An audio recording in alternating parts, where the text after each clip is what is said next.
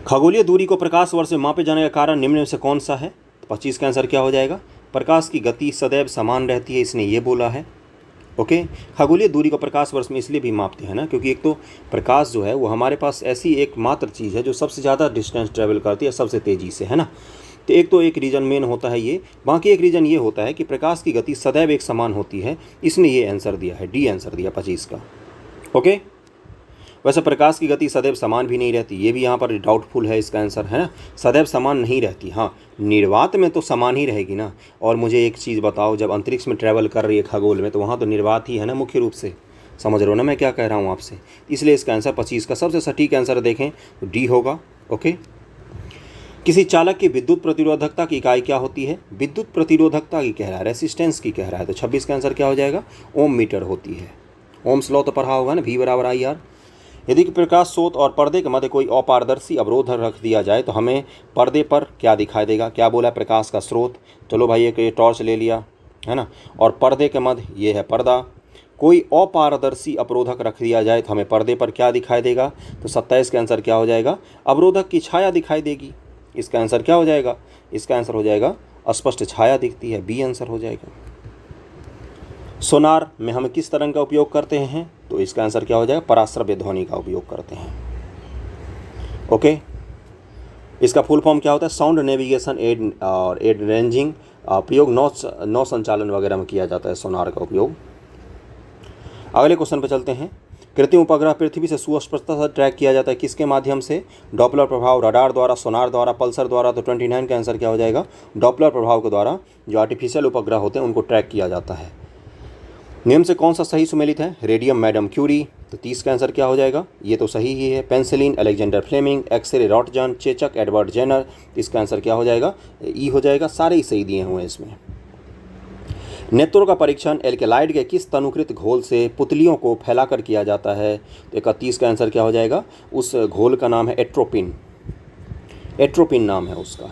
इस तरह के क्वेश्चन में आपको अगर दिक्कत आ रही है तो कोई बात नहीं, आपको खुश होना चाहिए कि आपने एक और नया MCQ सीख लिया है। सीखने की प्रवृत्ति को विकसित कीजिए, क्वेश्चन अपने आप सॉल्व होने आपसे शुरू हो जाएंगे। ओके, निम्नलिखित में किसका उष्मीय मान अधिक होता है? तो 32 का आंसर क्या हो जाएगा? सी, LPG का। निम्न में से LPG का उष्मीय मान सबसे ज़्यादा होता है। पेट्रोल का होता है 45,000 किलो जूल पर केजी और LPG का होता है 55,000 किलो जूल पर केजी। ओके, नाभिकीय संलयन में एक भारी नाभिक का निर्माण होता है। तो 33 का आंसर क्या हो जाएगा? दो हल्के नाभिक के संलयन से, ए आंसर हो जाएगा इसका।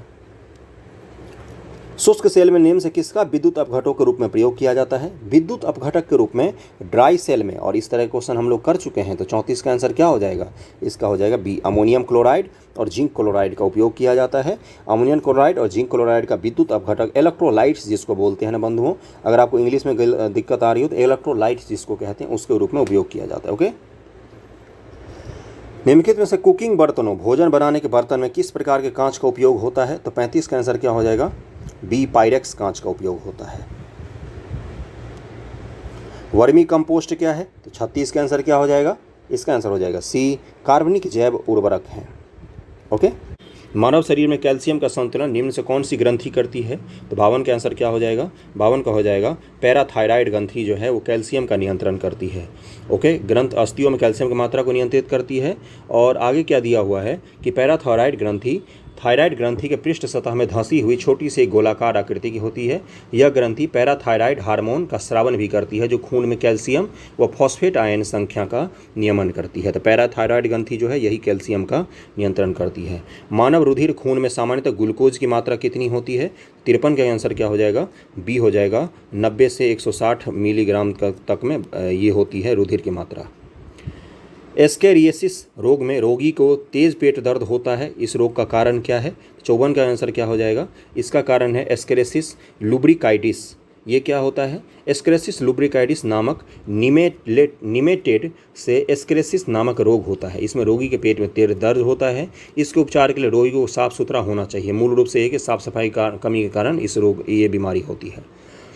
फाइलेरिया रोग, इसके बाद दूसरा रोग के बारे में दिया हुआ है। तो मूल रूप से यही होता है, इसके कारण होती है। इस तरह के क्वेश्चंस जो है ना, ये आपको लूसेंट में जब आप साइंस के क्वेश्चंस अटेम्प्ट करोगे ना वहाँ पर मिलेंगे, या फिर NCERT जब आप पढ़ोगे 8, 9, 10th 12th का, तो उसमें आपको ये सारे फैक्ट्स मिलेंगे।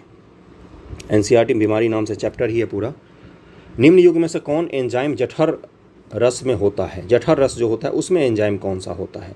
55 का आंसर क्या हो जाएगा? उसमें पेप्सिन होता है, लाइपेज होता है और रेनिन होता है। ओके, और जठर रस में पेप्सिन, लाइपेज और रेनिन होता है। प्रोटीन का पाचन कौन करता है? तो पौ से प्रोटीन, पौ से पेप्सिन। ओके, और बच्चों के आमाशय में केसीन नामक प्रोटीन का पाचन रेनिन एंजाइम करता है। बच्चों में जो केसीन नामक प्रोटीन होता है उसका पाचन कौन करता है? तो रेनिन नामक एंजाइम करता है। एंजाइम मुख्य रूप से क्या होते हैं? उत्प्रेरक का काम करते हैं जो पाचन को बढ़ा देते हैं, और प्रोटीन होते हैं ये मुख्य रूप से। वसा का पाचन निम्न से कौन करता है? 56 का आंसर क्या हो जाएगा? लाइपेज करता है वसा का पाचन। ये तो बेसिक बायोलॉजी है, आपको पता होना चाहिए। प्रोटीन की कमी से कौन सा रोग होता है? 57 का आंसर क्या हो जाएगा? इसका हो जाएगा क्वासियोकर होता है प्रोटीन की कमी से बीमारी। बेरी बेरी किसकी कमी से होती है? सब आपको पता होना चाहिए, मैंने पढ़ाया भी है कितनी बार। मलेरिया होता है, तो 58 का क्या आंसर हो जाएगा? प्लाज्मोडियम से, प्लाज्मोडियम के कारण से, प्लाज्मोडियम नामक छोटी प्रोटोजोआ से ये बीमारी होती है। ओके, इस रोग का वाहक कौन होती है? तो मादा एनफ्लीज मच्छर होती है मलेरिया का रोग का वाहक। और कवक के कारण ये चीज़ होता है, प्रोटोजोआ के कारण, प्रोटोजोआ के कारण होता है। खाद्य परिरक्षण में प्रशीतक कैसे मदद करता है? तो ये प्रशीतक जो होता है ना, फ्रीज की बात कर रहा है, ये क्या करता है? तो जैव रासायनिक अभिक्रिया के दर को कम कर देता है और कुछ भी नहीं करता। इसीलिए फ्रिज में रखा हुआ चीज़ खराब नहीं होता है, लेकिन जैसे ही फ्रिज से निकाल के उसको आप थोड़ी देर के लिए भी रख दोगे तो झट से ख़राब हो जाता है। क्यों? क्योंकि फ्रिज में रखने के बाद जब वो बाहर आता है उसके ख़राब होने की प्रवृत्ति बहुत तेज़ हो जाती है। फ्रिज में जब तक रखा हुआ उसको श्वसन की दर बिल्कुल धीमी होती है। ओके, 59 का आंसर सी हो जाएगा।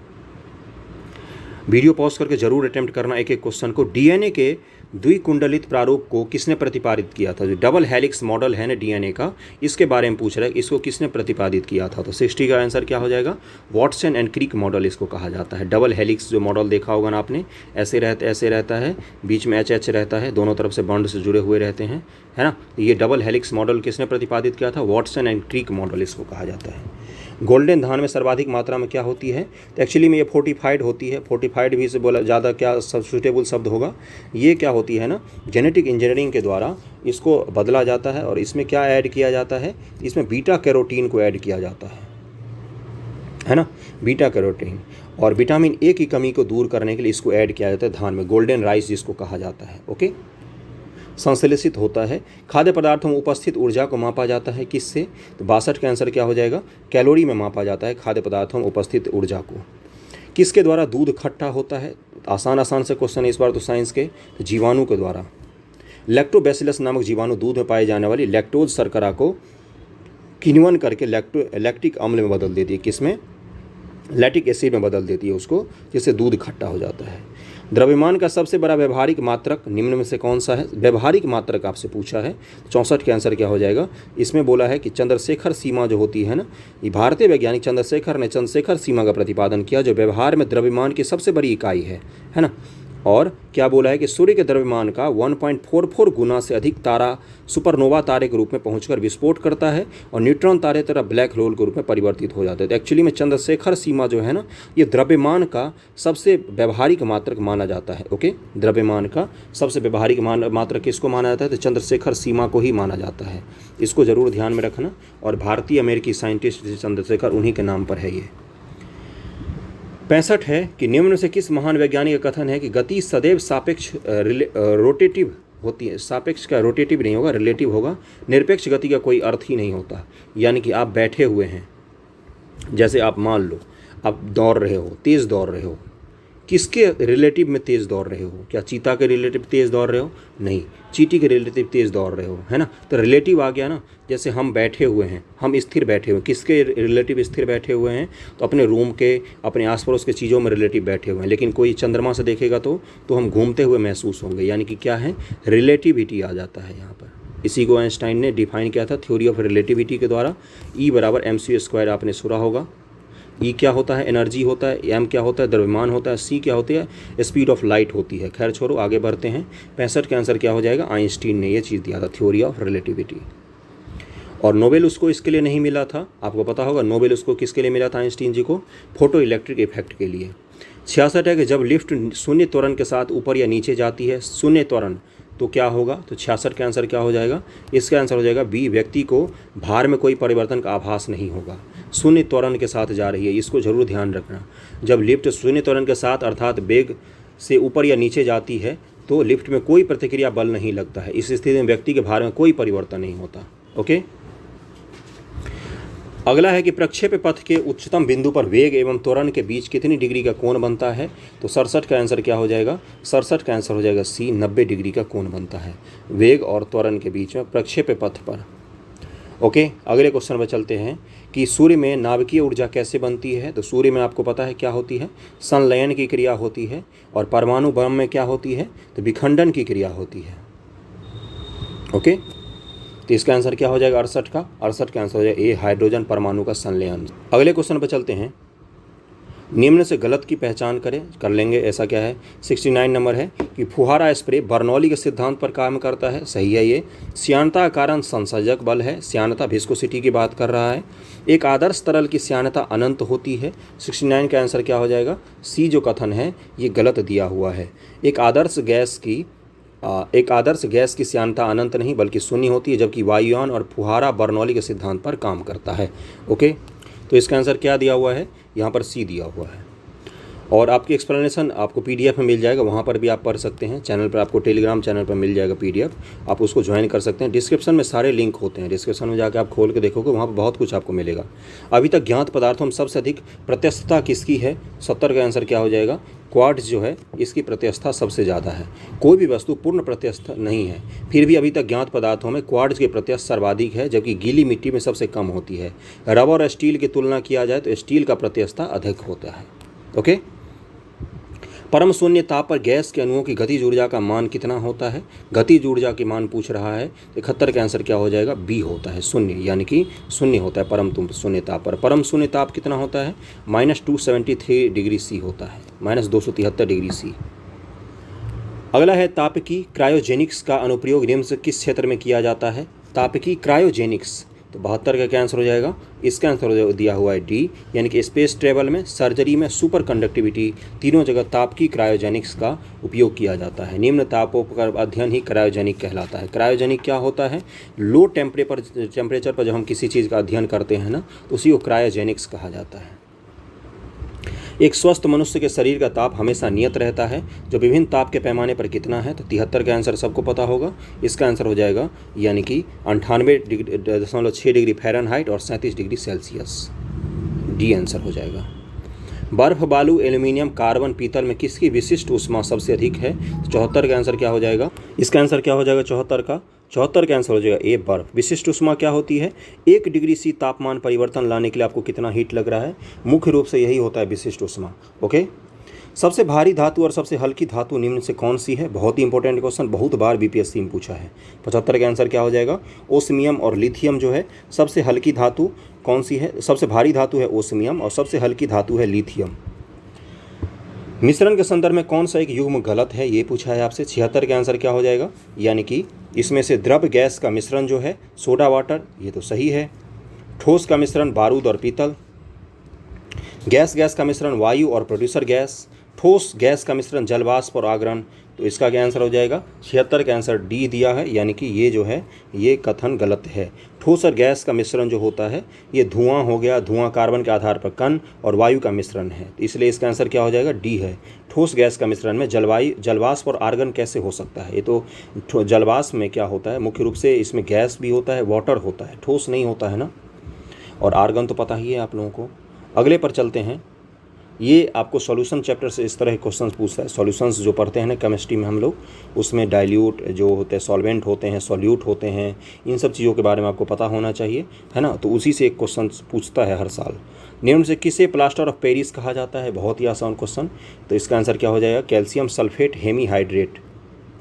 ए दिया है, कैल्शियम सल्फेट हेमीहाइड्रेट को प्लास्टर ऑफ पेरिस कहते हैं। जिप्सम को गर्म करने पर यह प्राप्त होता है, सफ़ेद रंग का पाउडर होता है। बहुत सारे इसके यूज होते हैं, अग्नि रोधक वस्तुएं बनाने में, टूटी हड्डी का प्लास्टर करने में, दांत वगैरह चिकित्सा में, मूर्ति खिलौना, हर चीज़ में।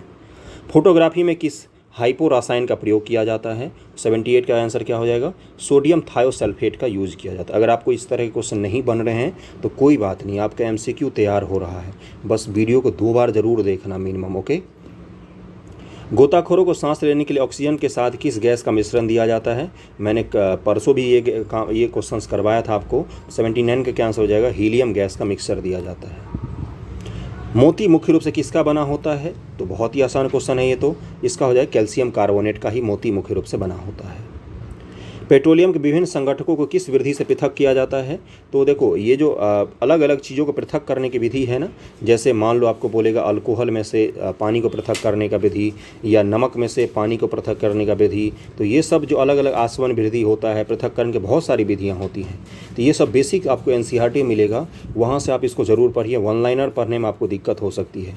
81 का आंसर क्या हो जाएगा? प्रभाजी आसवन विधि के द्वारा पेट्रोलियम के विभिन्न घटकों को विधि अलग अलग किया जाता है। प्रभाजी आसवन है ना। अब भाप आसवन विधि में एल्कोहल, एसीटल्डाइड, एथिल और एल्कोहल आदि का पृथक्करण होता है। एल्कोहल आदि का पृथक किस में होता है?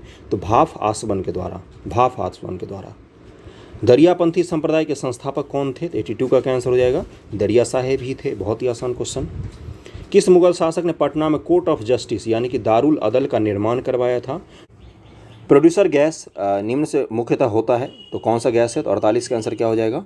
इसका आंसर दिया हुआ है ई, यानी कि प्रोड्यूसर गैस या वायु अंगार गैस में 65% नाइट्रोजन, 32% कार्बन मोनोऑक्साइड और N2 का मिश्रण होता है। अशुद्धिक रूप में इनमें कुछ मात्रा में कार्बन डाइऑक्साइड भी रहता है। यह एक सस्ता और अच्छा ईंधन है। इसका प्रयोग मुख्यतः धातु के निष्कर्षण उद्योग में और सीसा उद्योग में होता है, प्रोड्यूसर गैस का। इसलिए इसका आंसर क्या हो जाएगा? ई हो जाएगा, क्योंकि इस ए और सी दोनों होगा और बी भी थोड़ा बहुत मिक्सर रहता है। वुड स्प्रिट किसको कहा जाता है? तो 49 का आंसर क्या हो जाएगा? मेथिल अल्कोहल जो होता है उसको कहा जाता है वुड स्प्रिट।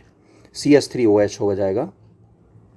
मेथनॉल मानव के लिए हानिकारक रंगहीन द्रव है। इसके सेवन से व्यक्ति अंधा और पागल हो सकता है। जहरीली शराब जो होती है उसी को मेथाइल अल्कोहल भी कहा जाता है।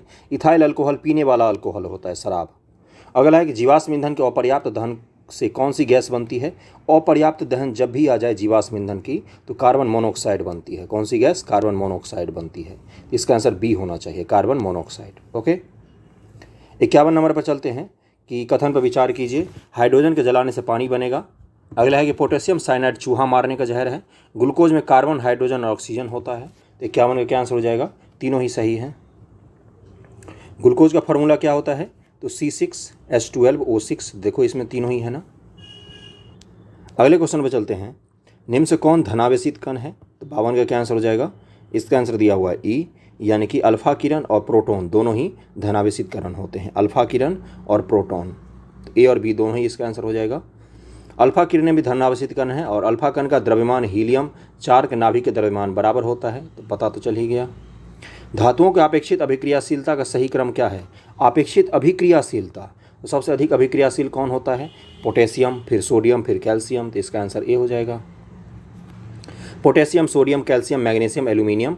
इसके बाद जस्ता, लोहा, लेड, कॉपर, पारा, चांदी, सोना। इसी तरह से पूरा क्रम है। खुले तालाब का जल सूर्य की गर्म किरणों के पड़ने पर भी ठंडा रहता है, क्यों? 54 का क्या आंसर हो जाएगा? जल वाष्पित होता रहता है, अतः उष्मा एकत्र नहीं हो पाती है। इस कारण से तालाब का पानी खुले धूप में भी ठंडा रहता है कई बार। निम्न कथन पर विचार करें, कर लेते हैं। हाइड्रोजन ब्रह्मांड में सर्वाधिक मात्रा में पाए जाने वाला तत्व है। ओके, और अगला क्या दिया है कि भारी जल हाइड्रोजन के समस्थानिक ड्यूटेरियम का ऑक्साइड है। अगला है भारी जल की खोज 1932 में HC उड़े ने की थी। पानी का शुद्धतम रूप वर्षा का पानी है। तो 55 का क्या आंसर हो जाएगा? 55 का आंसर हो जाएगा। सारे ही कथन सही हैं। निम्नलिखित में कौन सा पृथ्वी पर कार्बन चक्र में कार्बन डाइऑक्साइड का योगदान करता या करते हैं? कार्बन डाइऑक्साइड को मतलब बढ़ाते हैं, ये पूछ रहा है आपसे। ज्वालामुखी क्रिया, श्वसन, प्रकाश संश्लेषण, जैव पदार्थ का क्षय। तो प्रकाश संश्लेषण के द्वारा तो कम होता है, तो तीसरा सारे में काट दो। 1 2 4 इसका आंसर होना चाहिए। 56 का आंसर क्या हो जाएगा? सी हो जाएगा, 1 2 4। ओके, श्वसन के द्वारा भी तो कार्बन डाइऑक्साइड हम लोग छोड़ते हैं, तो उससे भी तो कार्बन डाइऑक्साइड बढ़ता है।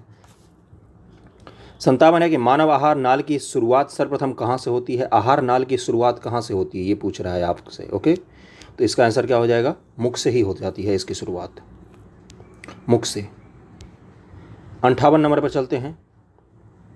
वीडियो पॉज करके अटेम्प्ट जरूर करना है एक एक क्वेश्चन को। कौन सी ग्रंथि अंतःस्रावी और बहिर्स्रावी दोनों की तरह कार्य करती है? तो 58 का क्या आंसर हो जाएगा? अग्नाशय है, जो अंतःस्रावी और बहिर्स्रावी दोनों ग्रंथि के रूप में काम करती है। अग्नाशय ग्रंथि अंतःस्रावी बहिर्स्रावी दोनों की तरह कार्य करती है। यह ग्रंथि हार्मोन के साथ साथ पाचक एंजाइम को भी स्रावित करती है। अग्नाशय से ही इंसुलिन हार्मोन का स्राव होता है, जो क्या करता है? तो रक्त में शर्करा की मात्रा को नियंत्रित करता है। और अग्नाशय से ट्रिप्सिन, एमाइलेज, लाइपेज एंजाइम का स्राव होता है, जो प्रोटीन का ट्रिप्सिन, एमाइलेज का कार्बोहाइड्रेट और लाइपेज वसा का पाचन करती है। तो इसका आंसर क्या हो जाएगा? अग्नाशय। सुक्रोज किस एंजाइम की सहायता से ग्लूकोज या फ्रुक्टोज में बदल जाता है? सुक्रोज किस में? ग्लूकोज और फ्रुक्टोज में किस एंजाइम की सहायता से? 59 का क्या आंसर हो जाएगा? इन्वर्टेंज एंजाइम। इसका आंसर सी हो जाएगा। अगला है, निम्न से कौन सा अम्ल अमाशय में पाया जाता है? अम्ल अमाशय में पाया जाता है तो हाइड्रोक्लोरिक एसिड होता है, HCl होता है, जो हमारे पेट में पाया जाता है। ये भोजन में जीवाणु वगैरह जो होते हैं उनको मारता है, मुख्य रूप से ये काम करता है। पाचन में मदद भी करता है। माइटोकॉन्ड्रिया के बारे में कौन सा कथन सही नहीं है, ये बताना है आपको। तो इसकी खोज किसने की थी? बेंडा ने नहीं की थी, इसकी खोज की थी अल्टमैन ने। माइटोकॉन्ड्रिया नाम दिया था बेंडा ने।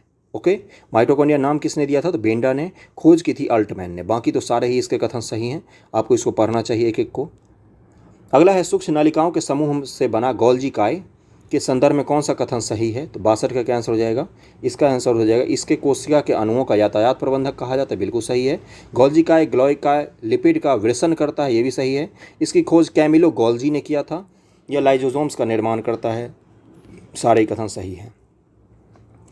निम्न से किस जैव उर्वरक द्वारा नाइट्रोजन स्थिरीकरण किया जाता है? तो आपको पता होगा कौन कौन होता है, जरूर पता होना चाहिए। 63 का क्या आंसर हो जाएगा? इसका आंसर हो जाएगा ई, यानी कि एजोटोबैक्टर है, और एजोला है, नीलहरित सलवाल है, अल्फा अल्फा है। ये सारे ही क्या करते हैं? तो ये सारे ही नाइट्रोजन का स्थिरीकरण करते हैं।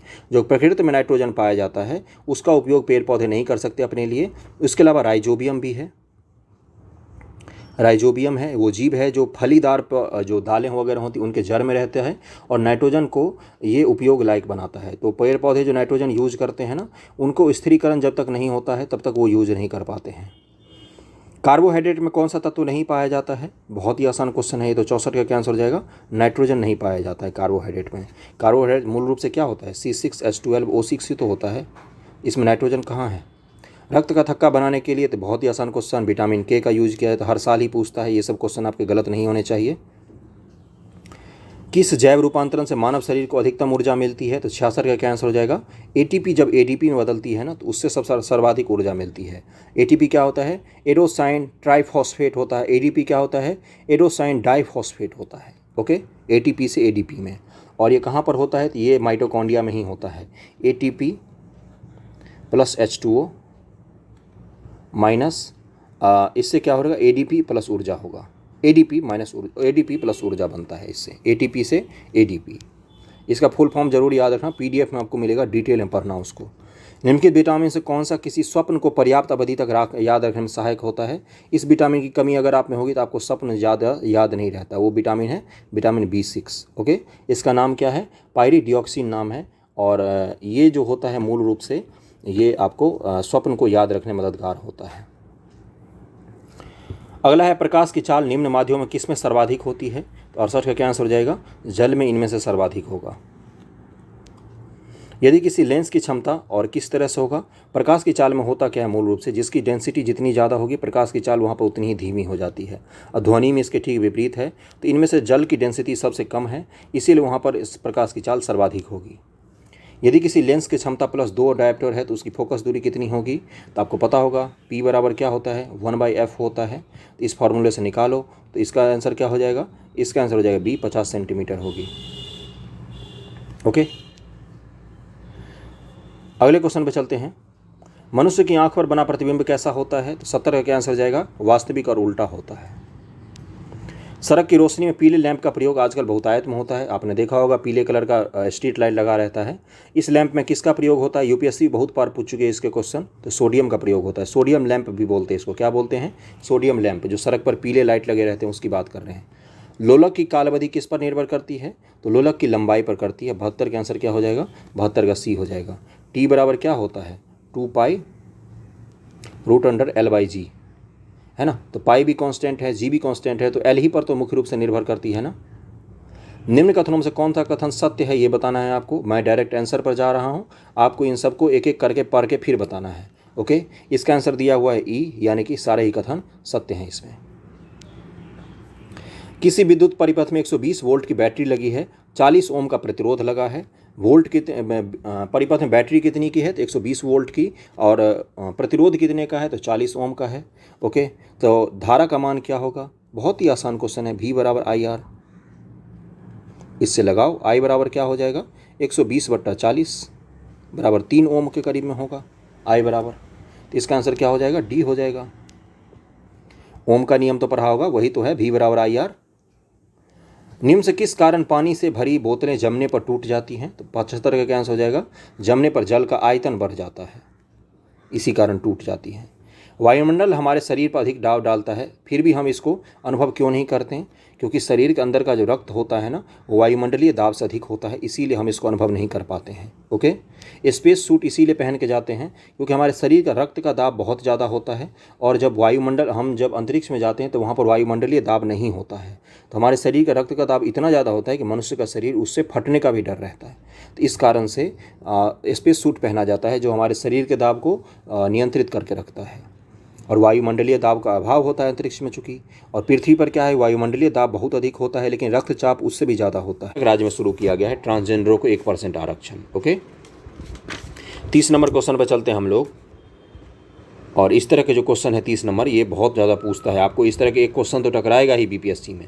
किस यंत्र के द्वारा ध्वनि की तीव्रता को मापा जाता है? ध्वनि की तीव्रता की बात कर रहा है, तो इसका आंसर हो जाएगा ऑडियोमीटर के द्वारा। ओके, ऑडियोमीटर के द्वारा।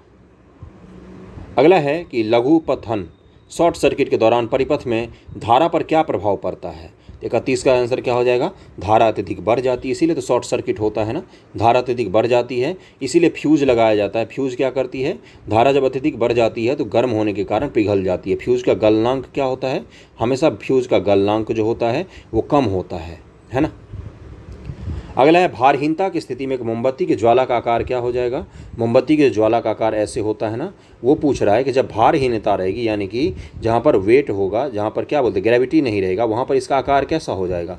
तो 32 का आंसर क्या हो जाएगा? इसका आकार बिल्कुल गोल हो जाएगा, गोल हो जाएगा। निम्नलिखित किस में प्रकाश का वेग न्यूनतम होगा? तो जैसे ही डेंसिटी बढ़ेगी प्रकाश का वेग कम हो जाता है, और साउंड में ठीक अपोजिट होता है। लाइट में क्या होता है? डेंसिटी बढ़ने पर प्रकाश का वेग कम हो जाता है। साउंड में क्या होता है? डेंसिटी बढ़ने पर प्रकाश का वेग भी बढ़ जाता है। तो 33 का क्या आंसर हो जाएगा? इसका हो जाएगा कांच में सबसे कम होगा। निम्नलिखित किस प्रकाश की ऊर्जा सबसे अधिक होती है? लाल, हरा, पीला, बैगनी। तो 34 का आंसर क्या हो जाएगा? बैगनी। बैगनी जो होती है उसकी सबसे कम होती है, सबसे अधिक होती है ऊर्जा। वेव्योर से हम लोग शुरू करते हैं ना, वेव्योर तो वॉयलेट होता है, बैगनी वहीं से शुरू होता है। और ऊर्जा जो होती है वो इन्वर्सली प्रोपोर्शनल होती है किसके? तरंग दैर्घ्य के। तब इसे निकाल लो। अगला है निम्नलिखित कौन सा अम्ल बिच्छू बूटी यानी कि नेटल लीफ की पत्तियों द्वारा स्रावित होता है जिससे पीड़ादायक जलन होती है? कौन सा अम्ल निकलता है उससे? उससे फॉर्मिक एसिड निकलती है, जिसके कारण बिच्छू बूटी लगाने पर बड़ी तेज जलन होती है। हीटर का तार किससे बने होते हैं? तो 36 का आंसर हो जाएगा नाइक्रोम के बने होते हैं। और इसकी खासियत क्या होती है? गलनांक इसका बहुत ही ज़्यादा होता है, हीटर के तार का गलनांक ज़्यादा होता है, रेसिस्टिविटी ज़्यादा होती है, इसीलिए बना होता है। हीटर का तार नाइक्रोम से बना होता है जिसमें निकेल 80% और क्रोमियम 20% होता है, और इसमें उच्च प्रतिरोधक और उच्च तापमान पर ऑक्सीकरण का प्रतिरोध होता है ना। इसकी रेसिस्टिविटी जो होती है वो भी ज़्यादा होता है नाइक्रोम का, और इसमें गलनांक भी इसका हाई होता है। मोनाजाइट रेत नामक खनिज में निहित रेडियोधर्मी पदार्थ क्या है? तो 37 का क्या आंसर हो जाएगा? उसमें थोरियम होता है मोनाजाइट रेत में, और ये भारत मुख्यतः केरल और आंध्र प्रदेश के तटीय क्षेत्र में पाए जाते हैं मोनाजाइट रेत। अगला है फोटोस्टेट मशीन का ड्रम निम्न से किस तत्व से बना होता है? तो 38 का हो जाएगा सेलेनियम का बना होता है। अगला है निम्न से किस में ऋणात्मक आवेश वाले कण होते हैं? तो 39 का क्या आंसर हो जाएगा? सी बीटा कण, और किरणें जो होती हैं वो ऋणात्मक आवेश वाले होते हैं। बाकी तो सबका पता ही है, अल्फा कण पर धनावेश होता है, बीटा कण पर ऋणावेश होता है। गामा किरण जो होती है सबसे तीव्रतम, अल्फा किरण सबसे न्यूनतम वेग से गमन करती है। बस यही सब तो था, और क्या बताऊं इसके बारे में। अगला है कि खराब हवादार इमारतों में निम्नलिखित कौन सी अक्रिय गैस जमा हो सकती है? ऐसे घर जिसमें वेंटिलेशन नहीं होते हैं, एक रूम का कमरा होता है उसमें खिड़कियां नहीं होती है, उनमें कौन सी अक्रिय गैस जमा हो जाती है? तो वहाँ पर रेडॉन आ जाती है, रेडॉन। रेडॉन जो गैस होती है वो जमा हो जाती है वहाँ पर। ओके, चूना पत्थर का रासायनिक नाम क्या है? तो आपको पता ही है क्या नाम है इसका, 41 का हो जाएगा, कैल्शियम कार्बोनेट नाम है। ये तो बहुत ही आसान क्वेश्चन था। एलपीजी सिलेंडर में रिसाव का पता लगाने के लिए किस गैस का उपयोग किया जाता है? तो इसमें मिथाइल मरकैप्टेन जो होता है, एथिल मरकैप्टेन जो होता है, इसी का यूज़ किया जाता है। क्यों यूज़ किया जाता है? इससे क्या हो जाएगा, देखो एक्चुअली में जो एलपीजी गैस होता है ना उसमें कोई गंध नहीं होता है। तो अगर एक चीज़ सोचो, अगर उसमें गंध नहीं होता कोई भी, तो लीकेज का पता कैसे चलता? तो इसलिए जो एलपीजी गैस होता है उसमें एथिल मरकैप्टेन मिला दिया जाता है, जिससे क्या होता है, जैसे ही गैस लीक होती है तो बहुत तेज़ गंध होती है, जिससे पता चल जाता है लीकेज का। तो एथिल मरकैप्टेन एक्स्ट्रा मिलाया जाता है गैस में गंध के लिए। अगला है, निम्नलिखित कार्बन अपूर्वम से कौन सा विद्युत का या के सुचालक है? 43 का आंसर क्या हो जाएगा? केवल और केवल 3, ग्रेफाइट जो है यही केवल और केवल विद्युत का सुचालक है। पेंसिल लेना, पेंसिल के दोनों तरफ किसी तार को जोड़ देना, जिसको बिजली से कनेक्शन कर देना, देखना पेंसिल थोड़ी देर में जल जाएगी, क्योंकि पेंसिल में जो बीच का छड़ है काला वाला वो ग्रेफाइट है। करके देखना, हमने किया है ये इसलिए बता रहा हूँ। तो ग्रेफाइट है जो विद्युत का सुचालक है इन तीनों में से। ये तीनों ही कार्बन के अपरूप हैं, फुलेरीन, हीरा और ग्रेफाइट। ठंडे प्रदेशों में झीलों के जमने के बाद जलीय जीवों के जिंदा रहने का क्या कारण है? तो 44 का आंसर क्या हो जाएगा? वो बर्फ़ के नीचे भाग में चले जाते हैं। बर्फ़ का नीचा भाग क्या होता है? वो तो कभी नहीं जमेगा, क्योंकि बर्फ़ के नीचे वाले भाग में जल रहता है। आपको पता है बर्फ़ जो होता है वो जल के ऊपर तैरने लग जाता है ना। तो इसलिए सारे जीव कहाँ पर चले जाते हैं? बर्फ़ के नीचे वाले लिक्विड वाले एरिया में। आचार, दूध का खट्टापन, सेब, सोडा वाटर, इसमें पूछा है कि इसमें कौन सा एसिड होता है। बहुत ही आसान क्वेश्चन है ये तो, है ना। अचार में कौन सा होगा? एसिटिक एसिड होता है, जिसको सिरका कहते हैं। दूध के खट्टापन में कौन सा होता है? तो लैक्टिक एसिड होता है। अगला कौन सा है? और सेब में, तो सेब में हमेशा मॉलिक एसिड होता है। सोडा वाटर में कार्बोनिक एसिड होता है। जो आप लोग बोतल खोलते हो उस कोल्ड ड्रिंक वगैरह का, उसमें कार्बोनिक एसिड ही होता है। सेब में अभी मैंने बोला मॉलिक एसिड। दूध का खट्टापन तो लैक्टिक एसिड हो जाएगा। अचार में एसिटिक एसिड होता है। सीएनजी संपीड़ित प्राकृतिक गैस जो होता है, कंप्रेस्ड नेचुरल गैस, मुख्य रूप से डैश से युक्त हाइड्रोकार्बन का मिश्रण है। तो उसमें क्या होता है? तो सीएनजी में मुख्य रूप से मीथेन ही होता है। और ये यूपीपीसीएस 2022 जो हुआ है यूपीपीएससी, उसमें ये 3 ऐसे क्वेश्चन पूछे गए थे जिसका आंसर क्या था? मीथेन ही था। अगला है, निम्नलिखित में किसका प्रयोग कृत्रिम वर्षा के लिए किया जाता है? तो 47 का आंसर हो जाएगा डी, सिल्वर आयोडाइड जो होता है उसका उपयोग किया जाता है कृत्रिम वर्षा के लिए। और आपको पता है यूपीपीसीएस 2021 का प्री भी हो गया था, मेंस भी हो गया था, इंटरव्यू होने वाला था, लेकिन उसका प्री का रिजल्ट हाई कोर्ट ने कैंसिल कर दिया, है ना। अब उसका फिर से मेंस होगा, फिर से इंटरव्यू होगा। किसी परमाणु में इलेक्ट्रॉन की संख्या 13, न्यूट्रॉन की संख्या 14 है, तो उसका द्रव्यमान संख्या कितना होगा? तो क्या होता है? न्यूट्रॉन की संख्या प्लस प्रोटॉन की संख्या, तो 14 + 13 = 27 हो जाएगा द्रव्यमान। बहुत ही आसान क्वेश्चन था। इसी तरह क्वेश्चन आपके गलत नहीं होने चाहिए एग्जाम में, बीपीएससी पूछता है ये। तेज बुखार से राहत के लिए मस्तक पर अल्कोहल और पानी के मिश्रण से भीगा कपड़ा क्यों रखा जाता है? 49 का आंसर क्या हो जाएगा? अल्कोहल के वाष्पीकरण की दर जो होती है वो तीव्र होती है, और जैसे ही वाष्पीकरण तीव्र होगा तो क्या होगा? ठंडक होती है। जैसे कुत्ता जो जीभ निकाल कर हाँफता है, क्यों? क्योंकि उसके जीभ पर जो पानी होता है उसका वाष्पीकरण होता है, और उससे क्या होगा? उससे उसको ठंडक महसूस होती है। इसी तरह से जब पानी का पट्टी रखते हैं ना सर पर, तो उसका वाष्पीकरण होता है, उससे ठंडक महसूस होती है, इसी कारण से रखा जाता है। तो 49 का आंसर क्या हो जाएगा? 49 का आंसर हो जाएगा ए। अल्कोहल पानी की तुलना में तेजी से वाष्पीकृत होता है। वाष्पीकरण के लिए मस्तिष्क से गर्मी प्राप्त होता है, इस कारण बीमार को शीतलता का अनुभव होता है। पुस्तक द ओरिजिन ऑफ स्पीसीज के लेखक कौन है? 50 का आंसर सबको पता होना चाहिए, चार्ल्स डार्विन है इसके लेखक। प्रकाश संश्लेषण को प्रभावित करने वाले बाह्य कारकों में निम्नलिखित में कौन एक शामिल नहीं है? कौन सा शामिल नहीं है ये पूछा है आपसे। तो 51 का आंसर क्या हो जाएगा? B, chloroplast. बाह्य कारक से पूछा है। प्रकाश संश्लेषण को प्रभावित करने वाले 2 वर्गों में विभाजित किया था, आंतरिक कारक और बाह्य कारक। आंतरिक कारक में क्लोरोप्लास्ट आएगा, है ना। बाह्य कारक में प्रकाश आ सकता है, ताप आ सकता है, जल आ सकता है। आंतरिक कारक में क्लोरोप्लास्ट आएगा और क्लोरोफिल आ जाएगा, है ना। ये सब चीज़ें आ सकती हैं। आटे के प्रोटीन स्तर को कम करने के लिए बिस्कुट निर्माताओं द्वारा किस एंजाइम का उपयोग किया जाता है? बिस्कुट निर्माता किस एंजाइम का उपयोग करते हैं आटे में प्रोटीन का स्तर को कम करने के लिए? तो इसका आंसर क्या हो जाएगा? सेलुलोज का उपयोग करते हैं। वैसे पौधों जो शुष्क जलवायु में विशेषता होते हैं क्या कहलाते हैं? तो देखो उस तरह के पौधों को क्या कहेंगे हम जो शुष्क जलवायु में होते हैं? तो 53 का आंसर क्या हो जाएगा? जेरोफाइट कहते हैं इनको, है ना। जलते हुए फाइट करते हैं, इसको आसानी से ऐसे याद रखना, है ना। अगर है ऊँट का कुबर निम्न में किसका भंडार होता है? आप सबने पढ़ा होगा, चौवन का आंसर हो जाएगा, वसा का भंडार होता है। जब भोजन और पानी की कमी होती है उसी में से वो अपना खाना जो और एनर्जी जो है वो पूरा करता है पूरे शरीर का। ऊँट का जो कुबर होता है उसमें वसा भरा हुआ होता है। तो 54 का आंसर सी हो जाएगा। पशुओं के कृत्रिम गर्भाधान हेतु वीर्य को निम्नलिखित में से किस में सुरक्षित रखा जाता है? जो स्पर्म होते हैं जानवरों के, उसको किस चीज़ में सुरक्षित रखा जाता है? तो उसके लिए यूज़ किया जाता है लिक्विड नाइट्रोजन। अगर आपके घर पे कोई पशु होगा तो अगर आया होगा वेटनरी डॉक्टर तो आपने देखा होगा एक बड़े से बॉक्स में से निकलता है जिसमें से धुआं निकलता रहता है, वो लिक्विड नाइट्रोजन होता है। क्या होता है वो? लिक्विड नाइट्रोजन उस बॉक्स में भरा होता है। अगला है निम्नलिखित में से किसकी कमी से मानव मधुमेह से ग्रसित हो जाता है? तो 56 का आंसर क्या हो जाएगा? इंसुलिन की कमी जब हो जाती है। अग्नाशय से इसका स्रावन होता है। कहाँ से होता है? अग्नाशय से होता है। और जब इसकी कमी हो जाती है हमारे शरीर में तो ये रक्त में कार्बोहाइड्रेट्स जो होते हैं उनकी मात्रा को नियंत्रित करता है। तो इंसुलिन की कमी से हो जाता है। अगले पर चलते हैं। अग्नाशय ग्रंथि के संबंध में निम्न से कौन सा कथन असत्य है ये आपको बताना है। तो आपको वीडियो पॉज करके करना है। मैं डायरेक्ट आंसर पर जा रहा हूँ। इसका आंसर है कि बाह्य स्रावी भाग से अम्लीय अग्नाशयी स्राव निकलता है जिसमें एंजाइम होते हैं। ये कथन गलत है। इसमें क्या है सही कि अग्नाशय के बाह्य स्रावी भाग से क्षारीय अग्नाशय स्राव निकलता है। यहाँ पर अम्लीय अग्नाशय स्राव लिखा हुआ है। इस तरह क्वेश्चन टफ हैं, आपको दिक्कत आ सकती है, इसको लेकर ज़्यादा टेंशन मत लेना। इस तरह क्वेश्चन इतना टफ लेवल पर बीपीएससी शायद ही कभी पूछे, है ना। इस तरह के क्वेश्चन को आप सीख लिया करो, याद कर लिया करो कि हाँ एक और मेरा नया क्वेश्चन बन गया। मानव शरीर में हीमोग्लोबिन ऑक्सीजन के परिवहन का कार्य करते हैं। प्रत्येक हीमोग्लोबिन अणु अधिकतम कितने ऑक्सीजन अणु का वहन कर सकते हैं? 58 का आंसर हो जाएगा वो 4 ऑक्सीजन का अणु जो होते हैं, एक हीमोग्लोबिन का अणु 4 ऑक्सीजन का अणु उठा के ले जा। नंबर कि निम्न से कौन सी गैस हीमोग्लोबिन के साथ अत्यधिक उच्च बंधुता दर्शाती है? तो 48 का क्या आंसर हो जाएगा? कार्बन मोनोऑक्साइड जो होती है, सॉरी कार्बन डाइऑक्साइड जो होती है, कार्बन मोनोऑक्साइड होगा ना, CO। इसी के कारण दम घोटू गैस भी इसको कहते हैं। ये हीमोग्लोबिन के साथ उच्च बंध बना लेती है जिससे धीरे धीरे शरीर में ऑक्सीजन की कमी होने लग जाती है। ओके, अगला है 49 नंबर कि किस विटामिन को नियासिन भी कहा जाता है? तो बहुत ही आसान क्वेश्चन है ये तो। इसका आंसर क्या हो जाएगा?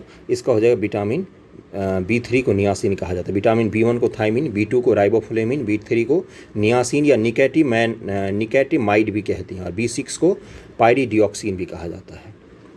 निम्न से किसका निर्माण हमारे शरीर में नहीं होता है? बहुत ही आसान क्वेश्चन। तो 50 का आंसर हो जाएगा ए, विटामिन का भी निर्माण कभी भी हमारे शरीर में नहीं होता। विटामिन ए इसका आंसर हो जाएगा।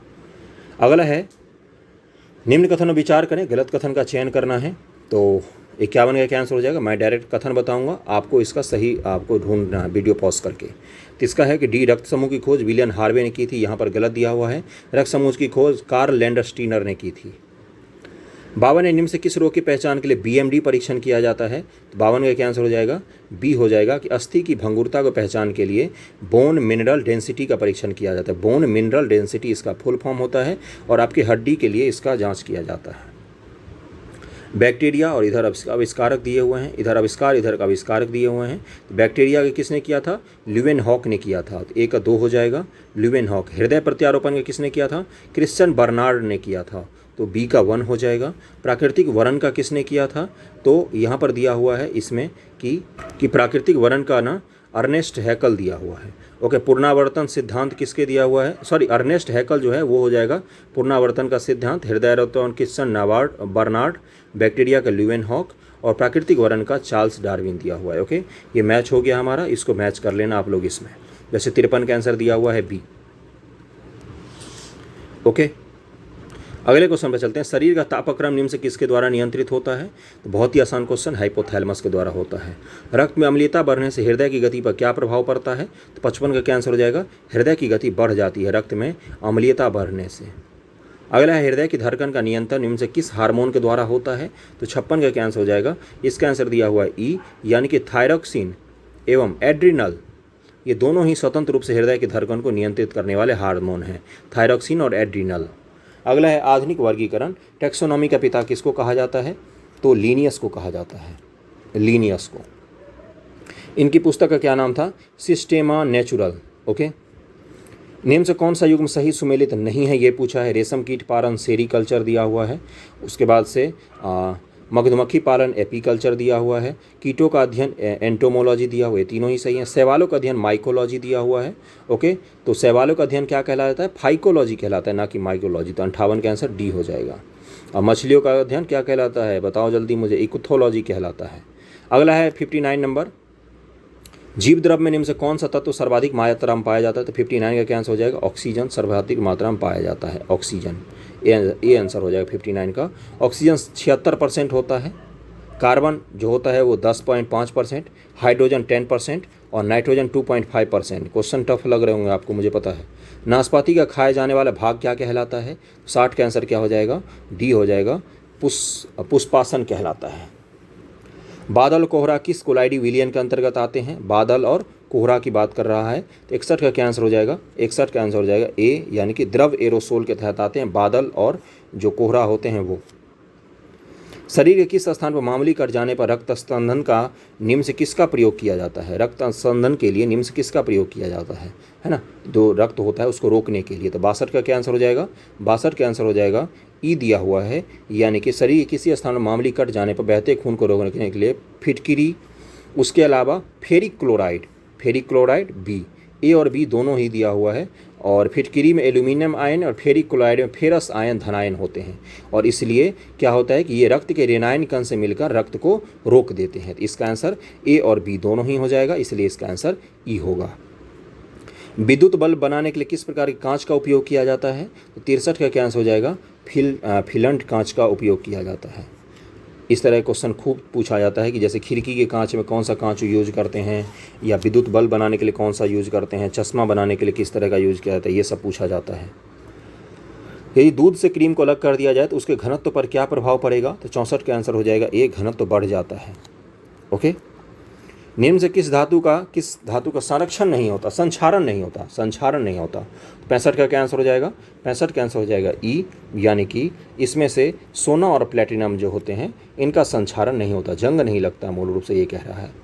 मांसपेशियों में किस अम्ल की अधिकता के कारण थकान का अनुभव होता है? तो 66 का आंसर हो जाएगा लैक्टिक एसिड जब बढ़ जाता है ना मांसपेशियों में, तो थकान का अनुभव होने लग जाता है। दांतों का इनेमल निम्न से किसका बना होता है? 67 का क्या आंसर हो जाएगा? ये कैल्शियम फॉस्फेट का बना होता है। ओके, दांतों का ऊपरी परत जो होता है उसको इनेमल कहा जाता है, बहुत ही ठोस पदार्थ होता है, ये कैल्शियम फॉस्फेट से बना होता है। ओके, तो इसका आंसर क्या हो जाएगा? बी हो जाएगा। अगला है निम्नलिखित में से बेमेल जोड़े की पहचान करें। सोडियम चिली सॉल्टपीटर, टिन केसिटाइड, तांबा क्यूपराइट, निकेल नीलेराइट। तो 68 का क्या आंसर हो जाएगा? 68 का आंसर हो जाएगा डी, यानी कि निकेल नीलेराइट। ये यहाँ पर निकेल का क्या होता है? मिलेराइट। ओके, मिलेराइट होता है, अयस्क पूछ रहा है ये अलग अलग। निकेल का नीलेराइट नहीं, मिलेराइट होता है, मिलेराइट। ओके, बाकी सारे सही थे। रसोई गैस मुख्यतः किसका मिश्रण होता है? 69 का क्या आंसर हो जाएगा? ये 67 बीपीएससी का क्वेश्चन है, इसका आंसर हो जाएगा ब्यूटेन और प्रोपेन का। प्राकृतिक रबर को वल्कीकरण करने हेतु निम्नलिखित में से किसके साथ मिलाकर गर्म किया जाता है? तो 70 का आंसर क्या हो जाएगा? सल्फर के साथ मिलाकर गर्म किया जाता है वल्कीकरण करने के लिए। अगला है प्राथमिक इंद्रधनुष में अंदर की तरफ कौन सा रंग होता है? प्राथमिक और द्वितीयक दो इंद्रधनुष होते हैं। 71 का क्या आंसर हो जाएगा? इसमें अंदर की तरफ बैगनी होता है और बाहर की तरफ लाल होगा, और इसका ठीक उल्टा हो जाएगा दूसरे वाले में। ओके, निम्नलिखित किसका प्रयोग रेक्टिफायर के रूप में किया जाता है? तो रेक्टिफायर की बात कर रहा है, तो 72 का आंसर हो जाएगा डायोड बल्ब का यूज किया जाता है रेक्टिफायर के रूप में। नाभिकीय रिएक्टर में किसका प्रयोग नियंत्रक छड़ के रूप में किया जाता है? बहुत ही आसान क्वेश्चन है, किसी का भी गलत नहीं होना चाहिए। 73 का क्या आंसर हो जाएगा? 73 का आंसर इसमें से हो जाएगा ई, यानी कि रिएक्टर में नियंत्रक के रूप में कैडमियम या बोरॉन का प्रयोग किया जाता है। तो यहाँ पर कैडमियम और बोरॉन दोनों ही हैं, इसलिए इसका आंसर हो जाएगा। और शीतलक के रूप में किसका उपयोग किया जाता है? तो भारी जल का उपयोग किया जाता है, और कभी कभी तो ग्रेफाइट के छड़ का भी उपयोग किया जाता है। ओके, इसकी सहायता से नाभिक के विखंडन के दौरान निकलने वाले 3 नए न्यूट्रॉन में से 2 को अवशोषित कर लिया जाता है ये छड़ के द्वारा, और एक जो बचता है उसी से फिर अगला रिएक्शन बनता है। अगर ये नहीं होंगे तो जो रिएक्शन होगा ना वो रिएक्शन अनकंट्रोल हो जाएगा, और वो फिर वो बम का काम करने लग जाएगा रिएक्टर। तो 74 नंबर का क्वेश्चन है कि खोज और उसके वैज्ञानिक को आपको मैच करना है। तो क्वांटम सिद्धांत की खोज किसने की थी? तो मैक प्लांट हो जाएगा, ए का 3 हो जाएगा। मैक प्लांट जो है प्लांक, उसी ने क्वांटम सिद्धांत की खोज की है। क्वांटम सिद्धांत की खोज की है मैक्स प्लांट ने। एक्सरे की खोज किसने की है? तो रॉन्टजन ने की है। ट्रायोड बल्ब का किसने खोजा था? तो लीडी फॉरेस्ट ने खोजा है। और सापेक्षता का सिद्धांत तो अल्बर्ट आइंस्टाइन जी हैं, इसको जरूर ध्यान में रखना। अब इसको आप खुद से मैच कर लेना। 74 का आंसर वैसे दिया हुआ है ए। 75 नंबर क्वेश्चन है कि कटे हीरे की चमक का प्रमुख कारण क्या होता है? तो टोटल इंटरनल रिफ्लेक्शन, पूर्ण आंतरिक परावर्तन जो होता है उसी के कारण कटा हुआ हीरा है वो चमकता है, या ऑप्टिकल फाइबर में संचार संभव हो पाता है। अब सत्य नहीं है ये आपको बताना है। अगले क्वेश्चन में 76 में, निकट दृष्टि दोष में दूर की वस्तु स्पष्ट नहीं दिखती है। तो निकट दृष्टि दोष में क्या होता है ना, निकट की वस्तु जो होती है वो स्पष्ट दिखती है, ये तो सही है। दूर दृष्टि दोष में निकट की वस्तु नहीं दिखती है, तो दूर दृष्टि दोष में क्या होता है कि जो दूर की वस्तु होती है वो स्पष्ट दिखती है, निकट की नहीं दिखती है, तो ये भी सही है। रेटिना की तुलना परंपरागत कैमरे या फिल्म से की जाती है। स्पष्ट के देखने के लिए 25 सेंटीमीटर जरूरी होता है दूरी किसी भी चीज़ से, तो इसका आंसर ई हो जाएगा कि सारे ही कथन सत्य हैं, एक भी असत्य इसमें से नहीं है। अगला है कि एक नगर के लिए सुरक्षित ध्वनि प्रदूषण का स्तर कितना होता है? तो 77 का क्या आंसर हो जाएगा? इसका आंसर हो जाएगा ए 45 डेसिबल होता है।